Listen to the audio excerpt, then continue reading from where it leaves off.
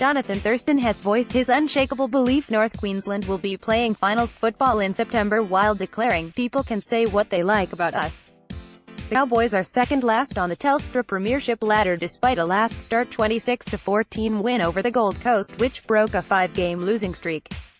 Many pundits have put a line through the Cowboys figuring in the finals, with the side needing to win at least 10 of their last 17 games to reach the playoffs for a 6th consecutive season.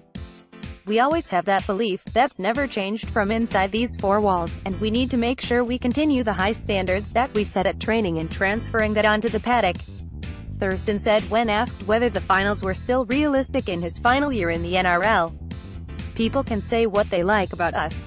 Last week's win was a step in the right direction for us and we just need to build on that now.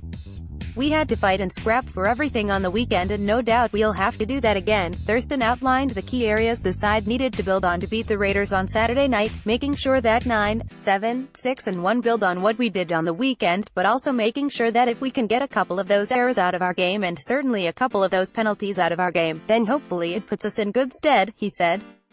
Thurston's combination with 5'8" Michael Morgan impressed against the Titans. Morgan had earlier told NRL.com about the juggling act he and Thurston had to manage this year as two dominant playmakers in their own right. The Cowboys' 5'8" explained what changed in the win over the Titans. "He is our leader and our halfback and I am fine with him being the main guy, but I think we just got a better balance on the weekend," Morgan told NRL.com. "We controlled the game better. We were clearer with each other was doing and we communicated better on the field too.